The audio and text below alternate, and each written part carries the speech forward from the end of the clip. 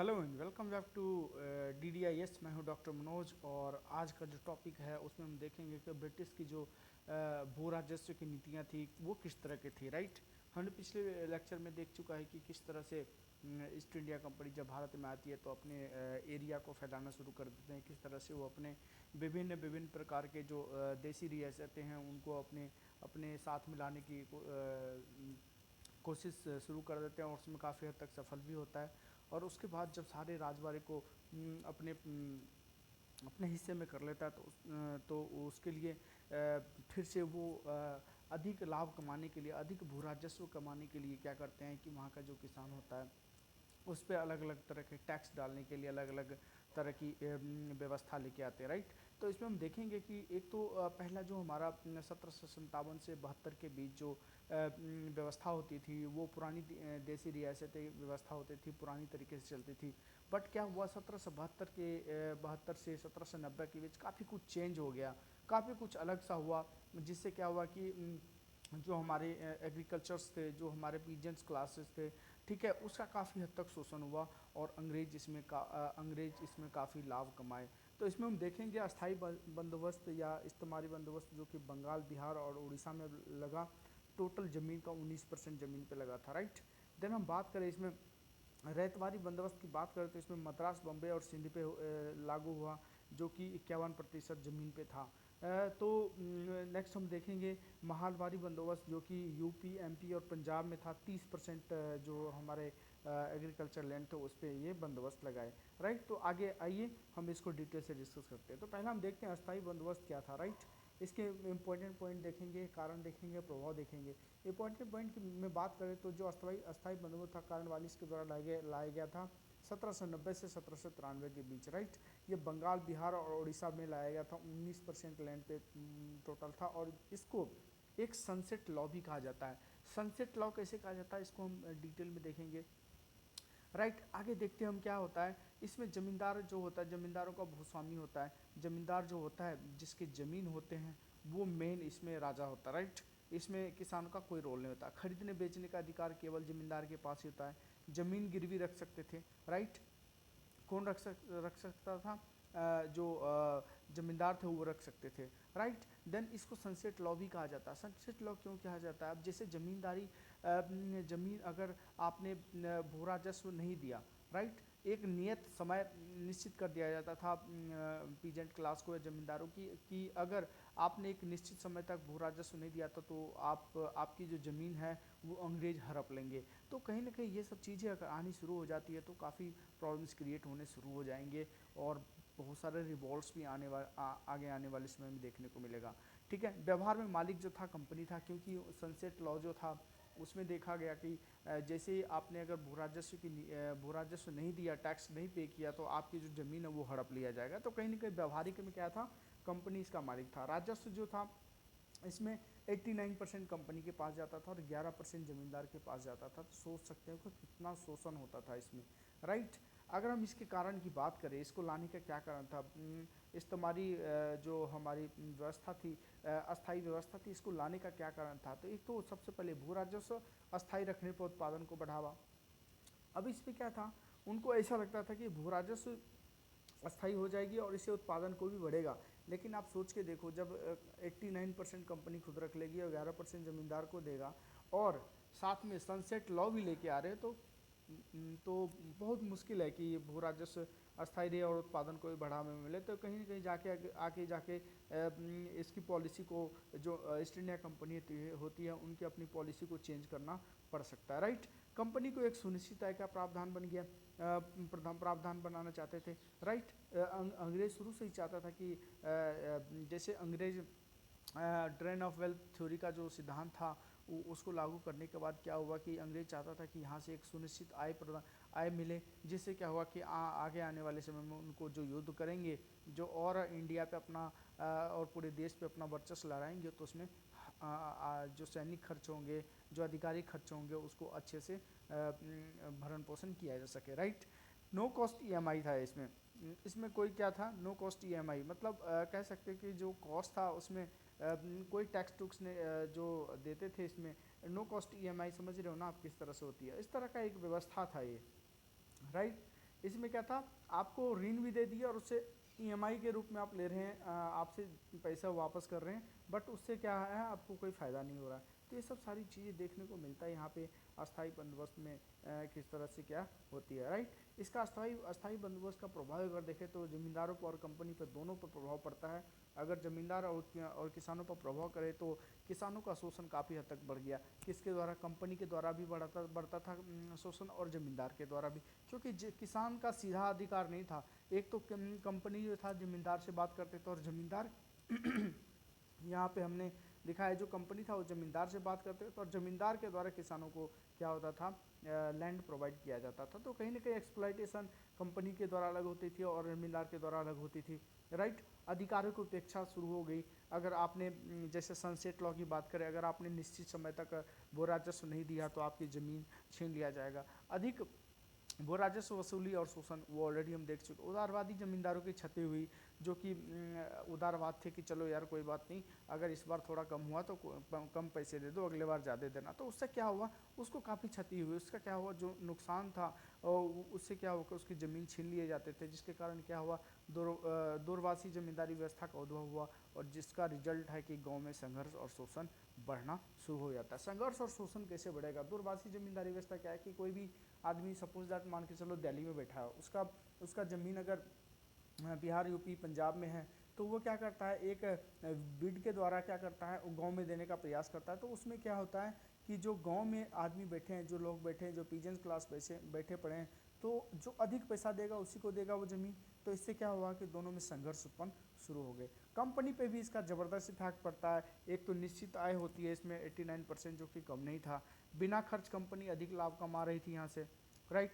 Company को जमींदार के रूप में सशक्त स्थानीय समर्थक भी वर्ग भी मिल गया था। जमींदार जो इस कंपनी जमींदार के साथ मिलकर काम करते थे, तो क्या क्या था कि यहाँ पे एक समर्थक वर्ग भी मिल गया।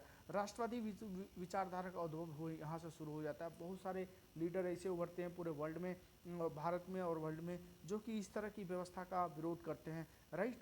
तो ये सब चीज़ें यहाँ पे देखने को मिलता है, राइट।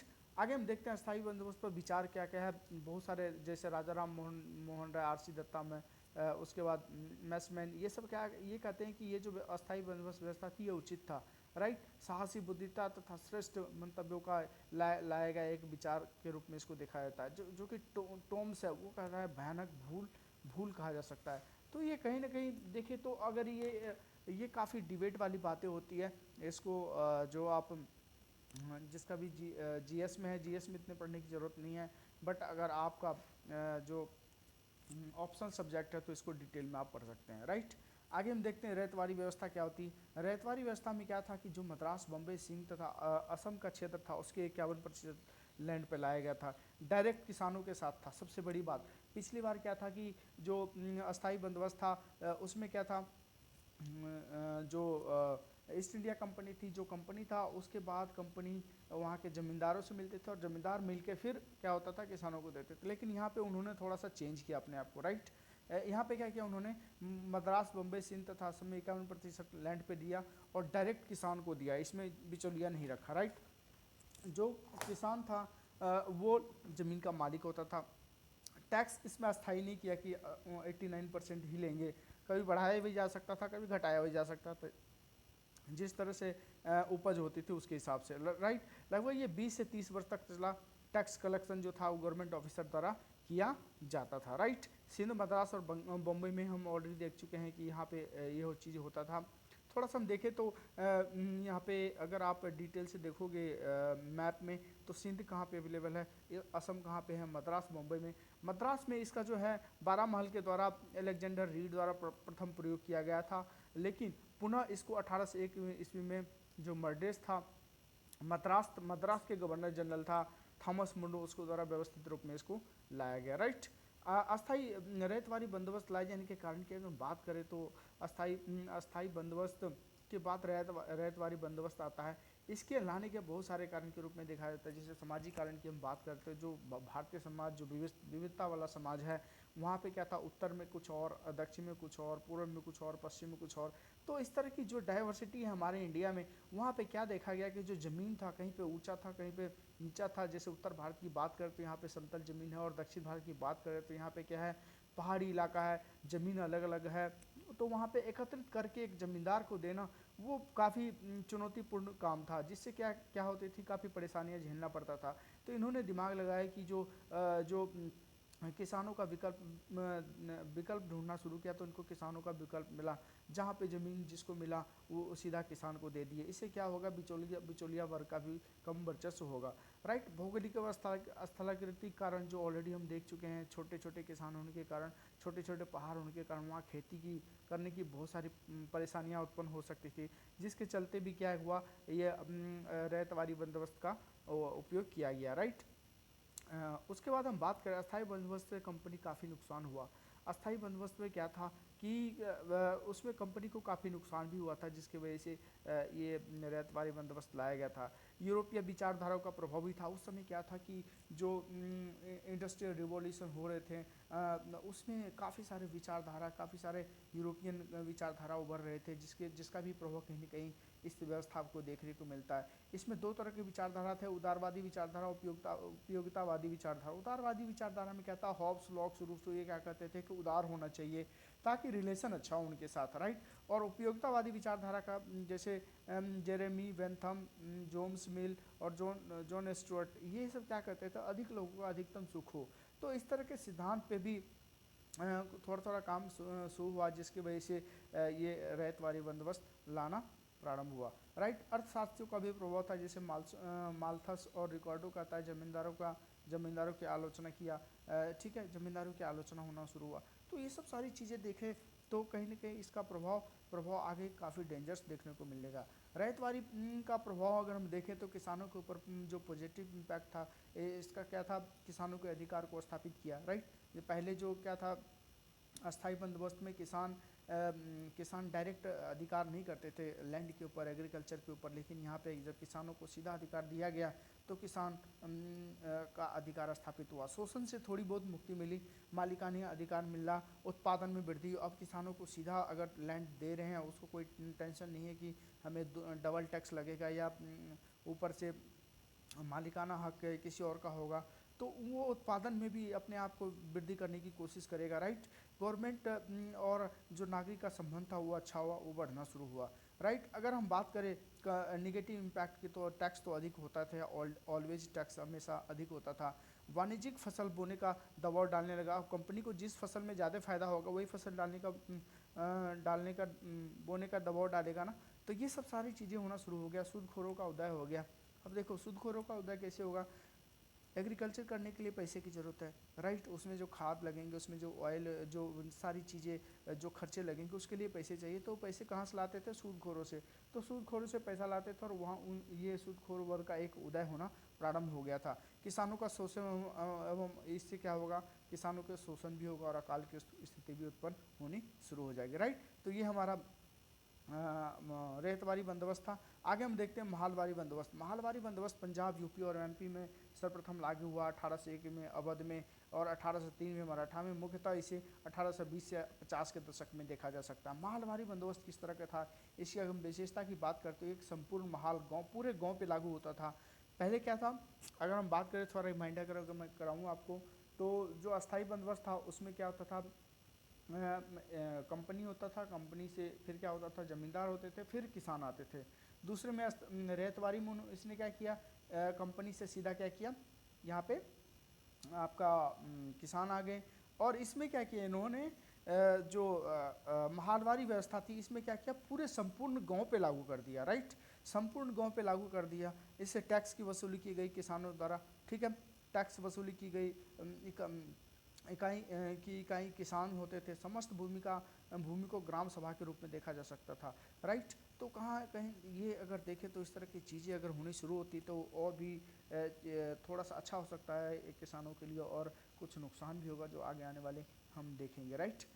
इसमें क्या होगा, जो टैक्स वसूलने का काम किया गया था वो मुखिया के द्वारा किया जाता था। राजस्व व्यक्तिगत भी दे सकता था, कोई सामूहिक भी दे सकता था, राइट। निजी खेती होती थी, भू राजस्व की दर निश्चित नहीं होती थी। अगर कारण की बात करें तो कारण क्या था, ग्रामीण समुदाय की अधिक प्रबलता। बिहार, हमारे जो भारत है वहाँ पे क्या है कि ग्रामीण समाज अत्यधिक है, जिसके कारण क्या है कि सामाजिक कारण के रूप में देखा जा सकता है कि ग्रामीण समुदाय की अधिक प्रबलता के कारण यहाँ पे इस व्यवस्था को लाने का कोशिश किया गया। अधिक लाभ कमाना तो ऑलरेडी है। विचारधारा का प्रभाव, जैसे हम बात करते हैं रिकार्डो के सिद्धांत के अनुसार क्या था, जमींदारों द्वारा शोषण हमेशा किया जाता था। तो ये सब सारी चीज़ें प्रभाव यहाँ पे देखने को मिलता है, राइट। अगर हम एनालिसिस की बात करें तो यहाँ पे जो निगेटिव इम्पैक्ट की बात करें तो टैक्स हमेशा अधिक था, शोषण भी बढ़ा, ग्रामीण मुखिया लंबदार शोषक बनकर उभरे, सूदखोरों का उदय होता। और पॉजिटिव इम्पैक्ट की बात करें तो यहाँ पे किसान का मालिकाना अधिकार होता है, एक दूसरे की मदद की भी भावना होती है। क्योंकि क्या होता है, अगर पूरे गांव में टैक्स वसूलने, पूरे गांव में सबसे टैक्स वसूला जाएगा, और अगर जिम्मेवारी सब पूरे गांव की होगी तो क्या होगा, अगर किसी को कम भी ज़मीन होगी, कम भी उपज होगी, तो दूसरा उसे हेल्प हेल्प करके क्या होगा, उसको बढ़ा देगा, उसके टैक्स पे कर देगा। तो ये इस तरह की चीज़ें, एकाधिकार होने का जो किसान का एक दूसरे के साथ मदद करने की जो भावना होती है, ये यहाँ से शुरू हो जाता है, जो आगे आने वाले बहुत सारे रिवॉल्ट, जैसे हम बात करेंगे किस तरह से ब्रिटिश को इंडिया से खदेड़ने का काम करते हैं भारतीय, राइट। ये सब चीज़ें होना यहाँ से शुरू हो जाता है। और 1857 की क्रांति जो आगे आने वाले वीडियो में देखेंगे, उसका भी कहीं ना कहीं मन में उद्भव स्टार्ट हो जाता है, राइट। तो आज का हमारा लेक्चर यहीं पे समाप्त करता हूँ। हम आशा करता हूँ कि ये वीडियो अच्छा लगा होगा। अगर अच्छा लगता है तो आप लाइक, शेयर और सब्सक्राइब करना ना भूलें। धन्यवाद।